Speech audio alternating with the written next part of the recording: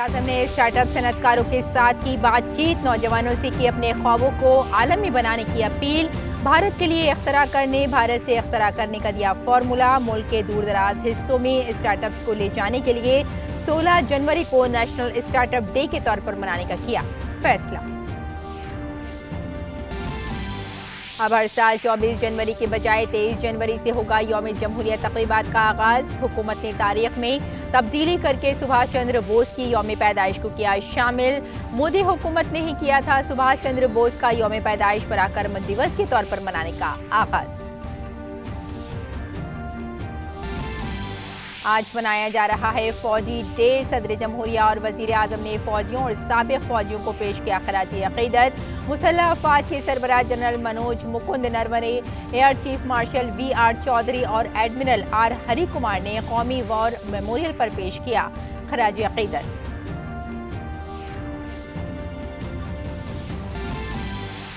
BJP ने जारी की असेंबली इंतखाबात के लिए 107 उम्मीदवारों की पहली फहरिस्त। पहले और दूसरे मरहले के लिए उम्मीदवारों के नामों का ऐलान।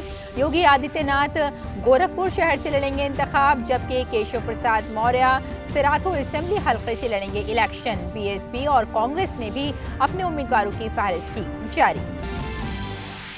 मुल्क में कोविड-19 इन्फेक्शन के नए केसेस में मुसलसल इजाफा। गुज़िश्ता 24 घंटों में 2,68,833 नए केस हुए दर्ज। 1,62,684 मरीज हुए सेहतमंद। ओमिक्रॉन के अब तक 6,041 केसेस आए सामने। PV सिंधु आज खेलेंगी दिल्ली में जारी इंडिया ओपन बैडमिंटन टूर्नामेंट में अपना सेमीफाइनल मैच। सेमीफाइनल में उनका मुकाबला थाईलैंड की सोपानिडा कैथोंग से। मर्दों के हिस्से में आज लक्ष्य सेन ने मलेशिया के NG तेजयोंग को हराकर फाइनल में बनाई जगह। अंडर 19 क्रिकेट वर्ल्ड कप में भारतीय टीम आज अपनी मुहिम का करेगी आगाज। भारतीय टीम जनूबी अफ्रीका के खिलाफ उतरेगी मैदान पर।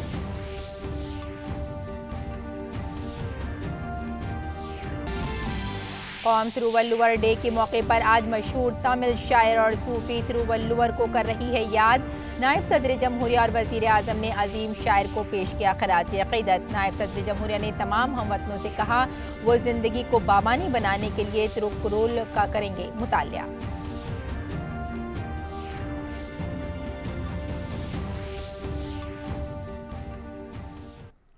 आदाब नाज़रीन, खबरनामे में आपका इस्तकबाल है। मैं हूं आपके साथ रेशमा फारूकी।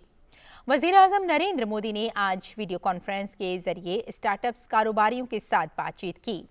इस बातचीत में वज़ीर-ए-आज़म ने कहा कि मैं मुल्क के तमाम स्टार्टअप्स और तमाम इख्तराई नौजवानों को मुबारकबाद देता हूं जो स्टार्टअप्स की दुनिया में भारत का परचम बुलंद कर रहे हैं। स्टार्टअप के इस कल्चर को मुल्क के दूर दराज हिस्सों तक पहुँचाने के लिए 16 जनवरी को नेशनल स्टार्टअप डे के तौर पर मनाने का फैसला किया गया है। 2022 का ये वर्ष भारतीय स्टार्टअप इकोसिस्टम के लिए और भी नई संभावनाएं लेकर आया है। स्टार्टअप्स का ये कल्चर देश के दूर दराज तक पहुंचे, इसके लिए 16 जनवरी को अब नेशनल स्टार्टअप डे के रूप में मनाने का फैसला भी किया गया है। वज़ीर-ए-आज़म ने कहा कि स्टार्टअप इंडिया नई बुलंदियों को छू रहा है और लाखों उमंगों को पंख दे रहा है। वज़ीर-ए-आज़म ने कहा कि इस दहाई को भारत का टिकट कहा जा रहा है। उन्होंने कहा कि हुकूमत स्टार्टअप इकोसिस्टम को मजबूत बनाने के लिए मुतादिद अहम इक़दामात कर रही है। इस दशक को भारत का टेकेड कहा जाता है। इस दशक में इनोवेशन, एंटरप्रेन्योरशिप और स्टार्टअप इकोसिस्टम को मजबूत करने के लिए सरकार जो बड़े पैमाने पर बदलाव कर रही है, उसके 3 अहम पहलू हैं। पहला, एंटरप्रेन्योरशिप। एंटरप्रेन्योरशिप को, इनोवेशन को सरकारी प्रक्रियाओं के जाल से, ब्यूरोक्रेटिक साइलोज से मुक्त कराना। दूसरा, इनोवेशन को प्रमोट करने के लिए इंस्टीट्यूशनल मैकेनिज्म का निर्माण करना। और तीसरा, युवा इनोवेटर्स, युवा उद्यम की हैंड होल्डिंग भी करना। Startup India, stand up India जैसे प्रोग्राम ऐसे ही प्रयासों का हिस्सा है। वजीर आजम मोदी ने कहा कि 5 साल पहले जहां तक में 500 स्टार्टअप्स भी नहीं थे, आज उनकी तादाद 60,000 तक पहुंच गई है। 5 साल पहले देश में जहां 500 स्टार्टअप्स भी नहीं थे, आज उनकी संख्या बढ़कर 60,000 60,000 तक पहुंच चुकी है। आपके पास इनोवेशन की शक्ति है, आपके पास नए आइडियाज हैं, आप नौजवान ऊर्जा से भरे हुए हैं और आप बिजनेस के तौर तरीके बदल रहे हैं। Our startups are changing the rules of the game. इसलिए मैं मानता हूं startups are going to be the backbone of new India. वजीर आजम ने कहा कि जिस रफ्तार से मुल्क के नौजवान स्टार्टअप बना रहे हैं, उससे उनकी क़ुव्वत इरादी जाहिर होती है। जिस स्पीड और जिस स्केल पर आज भारत का युवा स्टार्टअप बना रहा है, वो वैश्विक महामारी के इस दौर में भारतीयों की प्रबल इच्छा शक्ति और संकल्प शक्ति का प्रमाण है। पहले बेहतरीन से बेहतरीन समय में भी इक्का दुक्का कंपनियां ही बड़ी बन पाती थी, लेकिन बीते साल तो 42 यूनिकॉर्न 42 यूनिकॉर्न हमारे देश में बने हैं। हजारों करोड़ रुपए की ये कंपनियां आत्मनिर्भर होते आत्मविश्वासी भारत की पहचान है। आज भारत तेजी से यूनिकॉर्न की सेंचुरी लगाने की तरफ बढ़ रहा है और मैं मानता हूं भारत के स्टार्टअप्स का स्वर्णिम काल तो अब शुरू हो रहा है। वज़ीर आज़म ने कहा कि हिंदुस्तान में इख्तरा के हवाले से जो मुहिम चल रही है, उसी का असर है कि ग्लोबल इनोवेशन इंडेक्स में भारत की दर्जाबंदी में भी काफ़ी बेहतरी आई है। इनोवेशन को लेकर भारत में जो अभियान चल रहा है, उसी का प्रभाव है कि ग्लोबल इनोवेशन इंडेक्स में भी भारत की रैंकिंग में बहुत सुधार आया है। वर्ष 2015 में इस रैंकिंग में भारत 81 नंबर पर रुका पड़ा था। अब इनोवेशन इंडेक्स में भारत 46 नंबर पर है, 50 से नीचे आया है। और यौम जमहूरिया की तकरीबात अब 24 जनवरी के बजाय हर साल 23 जनवरी से शुरू होंगी, ताकि सुभाष चंद्र बोस के यौम पैदाइश को भी यौम जमहूरिया की तकरीबात का हिस्सा बनाया जा सके। हुकूमत ने पहले सुभाष चंद्र बोस के यौम पैदाइश को पराक्रम दिवस के तौर पर मनाना शुरू किया था। ये कदम हमारी तारीख और सकाफत के अहम पहलुओं को बनाने पर मरकज़ की तवज्जो के मुताबिक उठाया गया है।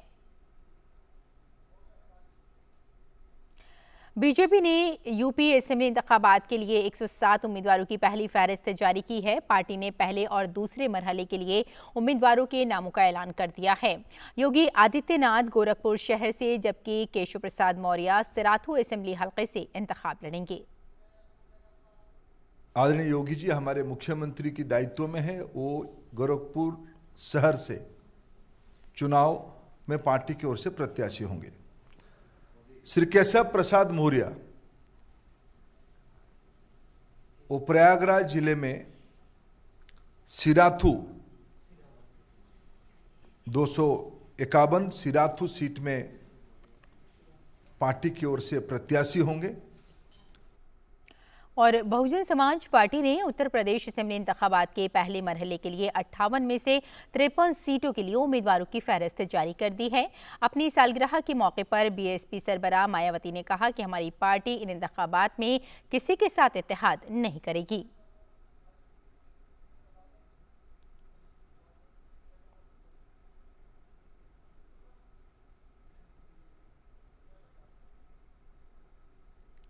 कांग्रेस ने पंजाब असेंबली इंतखाबात के सिलसिले में 86 सीटों के लिए उम्मीदवारों की फहरिस्त जारी कर दी है।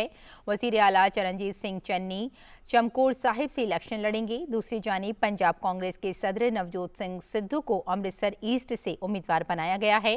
इसके अलावा प्रताप सिंह बाजवा को कादियान से टिकट दिया गया है।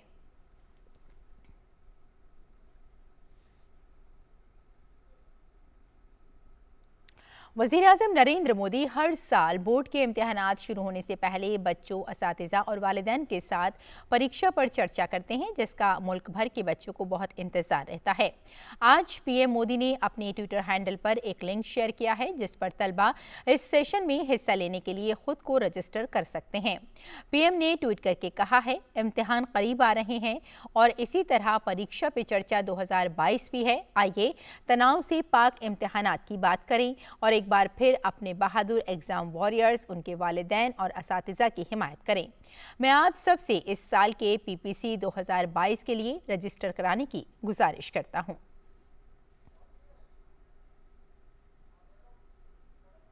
उन्होंने एक और ट्वीट में कहा कि ज़ाती तौर पर परीक्षा पे चर्चा सीखने का एक शानदार तजुर्बा है। मुझे अपने पुरजोश नौजवानों से जुड़ने, उनके चैलेंजों और उमंगों को बेहतर तरीके से समझने का मौका मिलता है। ये तालीम की दुनिया में उभरते हुए रुझानात को दरियाफ्त करने का मौका भी फराहम करता है। मुल्क भर में आज भारतीय यौम फौज मनाया जा रहा है। Army chief general Manoj Mukund Naravane, chief of the air staff air chief marshal V R. Chaudhari और बहरिया के सरबराह एडमिरल आर. हरि कुमार ने 74वें यौम फौज पर कौमी जंगी यादगार पर खराज अकीदत पेश किया।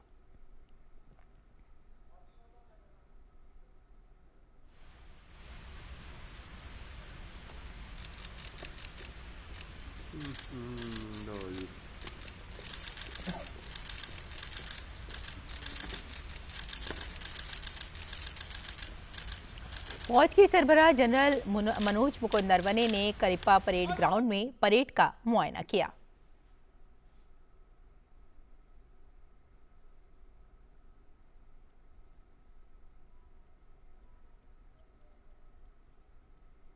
परेड रिप्रेजेंट जिनका विधिवत स्वागत parade commander major general salute सलामी सस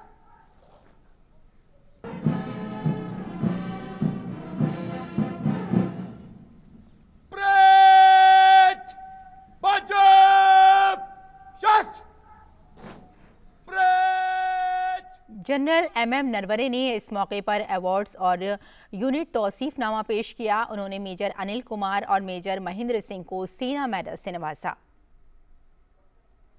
अपने खिताब में शहीद फौजियों को खराज अकीदत पेश करते हुए आर्मी चीफ ने मुल्क की हिफाजत के लिए फौज के मिशन का इयादा किया। देश की रक्षा एक सैनिक का सर्वोच्च धर्म है, चाहे इसके लिए उसे अपने प्राण भी क्यों ना न्योछावर करने पड़े। आज हम उन शहीदों को याद करते हैं जिन्होंने देश की रक्षा में वीरगति प्राप्त की है। उनकी शहादत समस्त देश और भारतीय सेना के लिए प्रेरणा का स्रोत है। मैं उनके परिवारों को विश्वास दिलाता हूं कि हम उनके साथ कंधे से कंधा मिलाकर हमेशा खड़े रहेंगे। सदर रामनाथ कोविंद ने भारतीय यौम फौज की मुबारकबाद दी है। एक ट्वीट के जरिए सदर ने कहा है कि फौजियों और साबिक फौजियों को यौम फौज पर मुबारकबाद। भारतीय फौज ने कौमी सलामती को यकीनी बनाने में अहम किरदार अदा किया है। हमारे फौजियों ने सरहदों की हिफाजत और अमन बरकरार रखने में पेशावराना महारत, कुर्बानी और बहादुरी का मुजाहिरा किया है। कौम आपकी खिदमत के लिए मशकूर है। जय हिंद।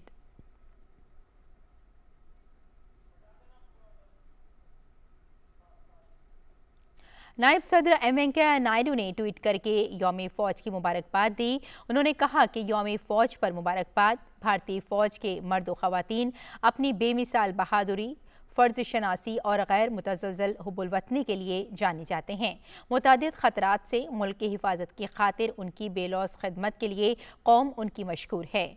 फ़ौजियों और उनके अहले खाना को नेक ख्वाहिशात। वज़ीर दिफा राजनाथ सिंह ने यौम फ़ौज यानी आर्मी डे के खुसूसी मौके पर तमाम भारतीय फ़ौजियों और उनके अहले खाना को मुबारकबाद पेश की है। अपने ट्विटर पैगाम में वज़ीर दिफा ने कहा कि हमारी फ़ौज ने मुल्क के तहफ़्फ़ुज़ के अज़्म पर कायम रहते हुए एक दिलेर और पेशेवराना क़ुव्वत के तौर पर अपने आप को मुमताज़ किया है। मुल्क को भारतीय फ़ौज पर फ़ख्र है।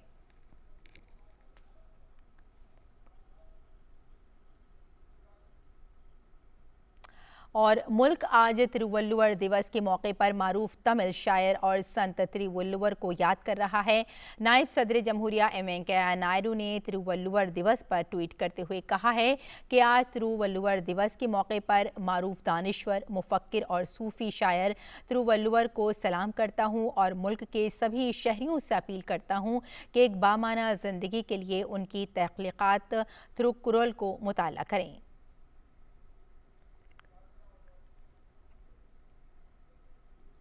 वज़ीर-ए-आज़म नरेंद्र मोदी ने तमिल शायर और संत तिरुवल्लुवर को ख़राज अक़ीदत पेश किया है। वज़ीर-ए-आज़म ने एक यादगार वीडियो शेयर करते हुए ट्वीट किया, तिरुवल्लुवर के दिन के मौके पर मैं अजीम तिरुवल्लुवर को ख़राज तहसीन पेश करता हूँ। उनके नज़रियात बसीरत अफरोज़ और अमली हैं। वो अपनी मुतनव्वे फ़ितरत और गहरी फ़िक्र के आईने के लिए मुमताज़ हैं। मैं कन्याकुमारी में तिरुवल्लुवर के मुजस्समे और विवेकानंद के मेमोरियल की गुज़िश्ता बरस बनाई गई एक वीडियो शेयर कर रहा हूँ।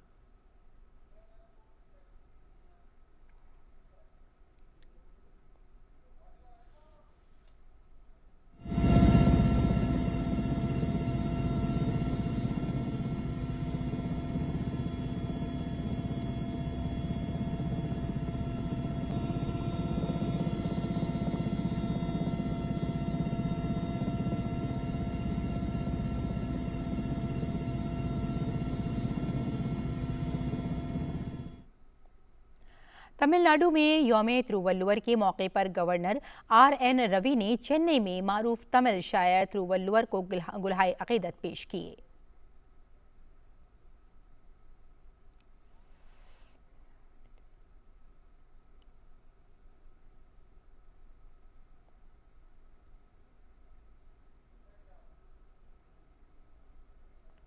भारत सरकार के प्रिंसिपल साइंसी मुशीर प्रोफेसर के विजय राघवन ने मुल्क के महक़क़ीन से मौसमियाती तब्दीलियों, हयातियाती तनव्वुर और पायदार तरक्की जैसे मौज़ूआत पर तहक़ीक़ के लिए आगे आने की अपील की है। PMRF सिम्पोजियम से खिताब करते हुए उन्होंने कहा कि आज पूरी दुनिया को इन चैलेंजों का सामना है, लिहाजा हमारे साइंसदानों और इंजीनियरों को तरजीही बुनियाद पर इनका हल तलाश करना चाहिए। उन्होंने मज़ीद कहा कि मुल्क के इदारों में तहक़ीक़ के कल्चर को फ़रोग़ देना चाहिए और इस तरह के तमाम मसाइल पर तहक़ीक़ की जानी चाहिए।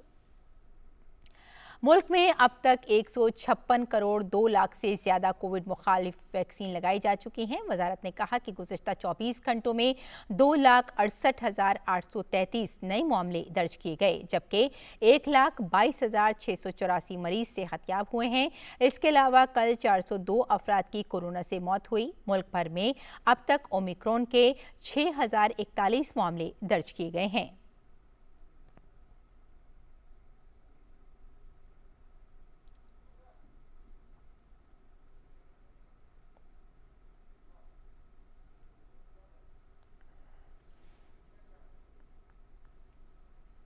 केरल में कोरोना वायरस के बढ़ते हुए मामलात के पेश नज़र रियासती हुकूमत ने 21 जनवरी से 9वीं जमात तक के स्कूल के तलबा के लिए 2 हफ्तों के लिए ऑनलाइन क्लासेस मुनक़्क़िद करने का फैसला किया है। इसके साथ ही साथ तालीमी इदारों के सरबराहान को ये हक़ भी दिया गया है कि वो कोरोना के मज़ीद मामले सामने आने पर अपने इदारे 2 हफ्ते के लिए बंद कर सकते हैं। ये फैसला रियासत के वज़ीर आला की सदारत में हुई एक जायज़ा मीटिंग में लिया गया।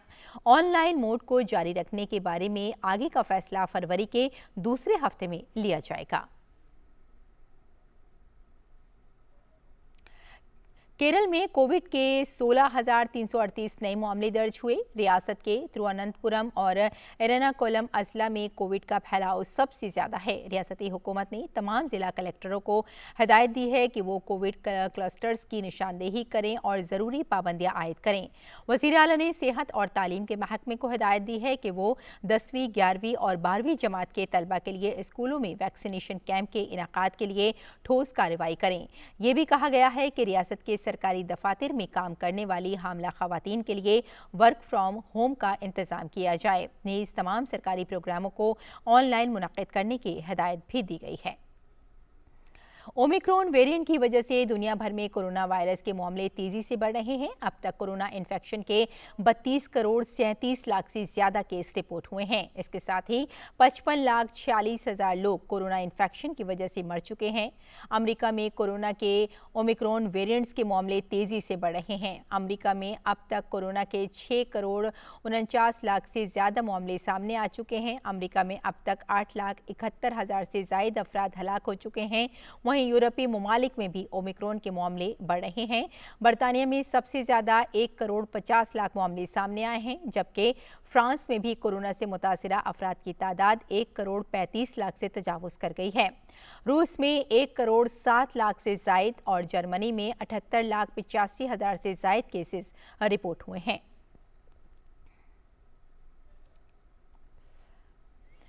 अमेरिका ने कहा है कि उसे डर है कि अगर सिफारती बातचीत कामयाब नहीं हो पाती तो रूस यूक्रेन पर हमले का बहाना बना सकता है। पेंटागन के तर्जुमान जॉन कर्बी ने सहाफ़ियों से कहा कि अमेरिका के पास इत्तला है कि रूस ने रूसी बोलने वाले यूक्रेनी पर हमला करने के मकसद से एक ग्रुप को पहले से ही तैनात किया है। और ब्राज़ील में ओमिक्रॉन के मामले तेज़ी से बढ़ रहे हैं। मुल्क में कोरोना की लहर, अस्पतालों में बढ़ते मरीजों और सेहत अहलकारों की कमी सेहत के बुनियादी ढांचे और मईशत पर दबाव डाल रही है। जांच में कमी और हैकर्स के जरिए डेटा ब्लैकआउट ने माहिरीन को ओमिक्रॉन के फैलाव को ट्रैक करने में मुश्किल में डाल दिया है। ब्राज़ील के माहिरीन का मानना है कि मामले और अमवात की हकीकी तादाद दर्ज की गई और तादाद से कहीं ज़्यादा हो सकती है। ब्राज़ील में कोविड के अब तक 2 करोड़ 29 लाख से ज्यादा मामले सामने आ चुके हैं और 6,20,000 अफराद की मौत हो चुकी है। दिल्ली में जारी इंडिया ओपन बैडमिंटन टूर्नामेंट में मर्दों के जुमरे में आज लक्ष्य सेन ने सेमीफाइनल में मलेशिया के एनजी तेजयोंग को शिकस्त देकर पहली बार फाइनल में जगह बना ली है। इससे कबल लक्ष्य ने क्वार्टर फाइनल मैच में अपने हमवतन खिलाड़ी एचएस प्रणॉय को शिकस्त दी। तीसरी सीड याफ्ता लक्ष्य का क्वार्टर फाइनल में सख्त मुकाबला हुआ और उन्होंने प्रणॉय को 14-21, 21-9, 21-14 से शिकस्त दी।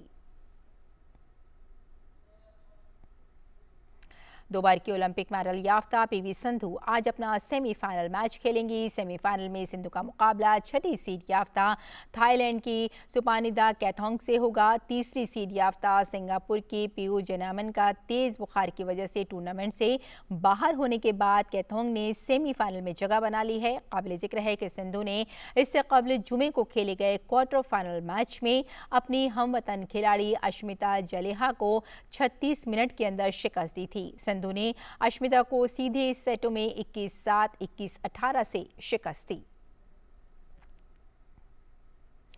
और आज भारतीय क्रिकेट टीम वेस्ट इंडीज में जारी अंडर 19 क्रिकेट आलमी कप में अपनी मुहिम का आगाज करेगी। 4 मरतबा चैंपियन रही भारतीय टीम का आज गयाना के मैदान में जनूबी अफ्रीका से मुकाबला होगा। भारतीय टीम की नजरें अपने शानदार रिकॉर्ड को बरकरार रखते हुए नई सलाहियतों को तलाश करने पर भी पूरी तरह मरकूज होंगी। वहीं हरनोर सिंह, राजवर्धन, हंगर गैगर, कप्तान यश ढोल और रवि कुमार से अच्छी कारकर्दगी की उम्मीद होगी, जिन्होंने गुज़िश्ता टूर्नामेंट में अपनी सलाहियत की बदौलत टीम को फतेह से हमकिनार करने में अहम किरदार अदा किया था। भारतीय टीम इस टूर्नामेंट में ग्रुप बी में जनूबी अफ्रीका, आयरलैंड और युगांडा के साथ है। टीम इंडिया आज के बाद 19 जनवरी को आयरलैंड के खिलाफ और 22 जनवरी को युगांडा के खिलाफ अपना ग्रुप मुकाबला खेलेगी। आलमी नंबर 1 टेनिस खिलाड़ी नोवाक जोकोविच को दूसरी बार ऑस्ट्रेलिया में हिरासत में लिया गया है। उन्हें ऑस्ट्रेलिया की एक अदालत में समाअत से कब्ल हिरासत में लिया गया है। अब अदालत फैसला करेगी कि जोकोविच बगैर वैक्सीन के ऑस्ट्रेलिया में रह सकते हैं या नहीं। इससे कब्ल ऑस्ट्रेलिया के इमिग्रेशन वजीर एलेक्स हॉक ने नोवाक जोकोविच का वीजा मनसूख कर दिया था। एलेक्स हॉक्स ने कहा था कि यह फैसला अवाम के मफाद में किया गया है। सर्बिया के सदर ने नोवाक जोकोविच की हिरासत की शदीद मजम्मत करते हुए उनकी हिमायत की है। तो नाज़रीन, खबरनामे में फिलहाल इतना ही। इजाजत दें। आदाब।